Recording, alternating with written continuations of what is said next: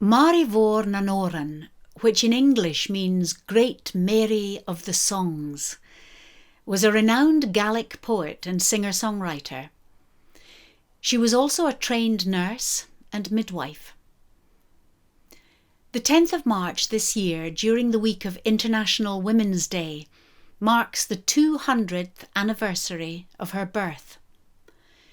She was born Mary MacDonald in Skeabost, Isle of Skye in 1821 and left Skye for Inverness in 1847 to marry Isaac MacPherson, a shoemaker.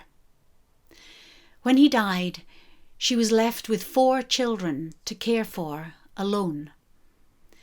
It was during a short imprisonment in 1872 on a false charge of theft that she first turned to poetry around the age of 50, protesting her innocence and expressing her anger through Gaelic verse.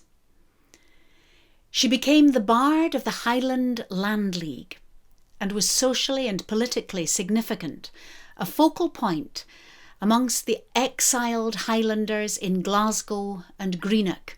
Large crowds would gather to hear her sing and speak. Mhòr Mhòr wrote songs that celebrated the crofters and key events in their fight for land rights. These events included the Battle of the Braes in the year of her return to Skye, when men, women and children, armed mostly with stones, fought with a force of police and soldiers sent from Glasgow to evict them. In 2007, Mhòr Mhòr was among the names of several women commemorated for their political impact in the Scottish Parliament. I'm going to read to you a poem that I wrote in celebration of Mhòr Mhòr. It's included in my book, Quines, Poems in Tribute to Women of Scotland. The title of the poem is Òran, which is the Gaelic for song. And the poem is in the voice of Mhòr Mhòr's song. Òran. I lay inside her, a buried spring, rising drop by drop.